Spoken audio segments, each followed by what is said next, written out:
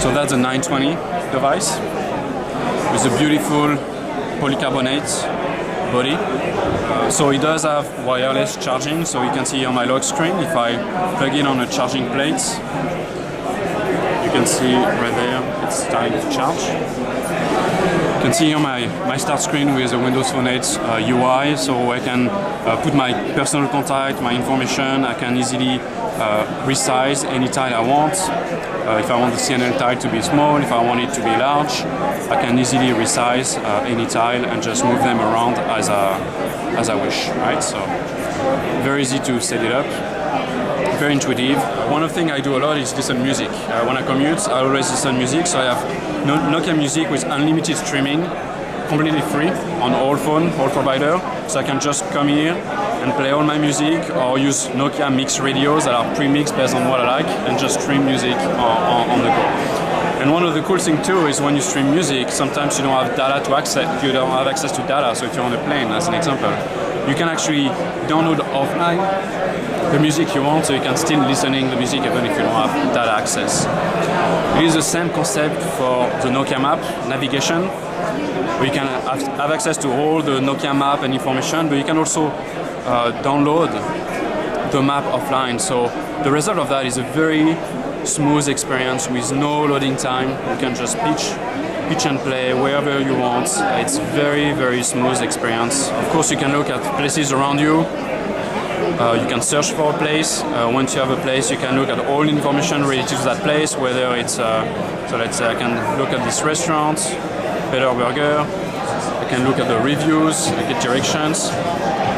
Everything, we integrate everything that's available inline using Bing.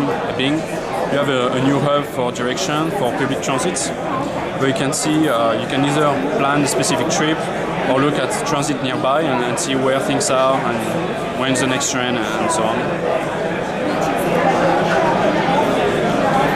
It's very slow. You can see where all the subway around here are, and it's pretty useful, convenient apps. You can also pin direction from the route you want and look at transit time and.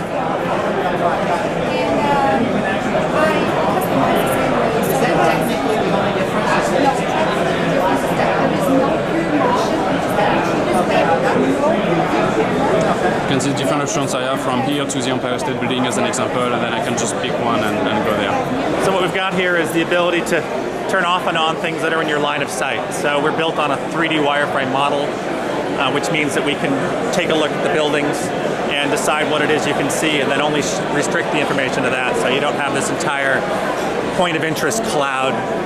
When I really just want to know, hey, basically, where should I go? Honey or Hong's Kitchen? And here I can take a look and say, hey, Hong's Kitchen's actually the place to go. And with one touch, it'll bring up Nokia Maps and have all the information that people have contributed, as well as information that we've licensed from TripAdvisor and other places. The screen is a PureMotion HD+.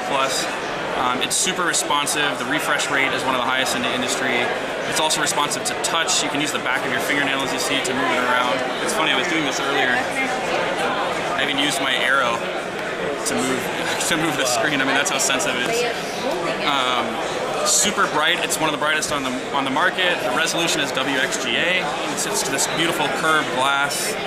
So it's very almost flush with the fabulous design, tapered edges. Beautiful, beautiful screen.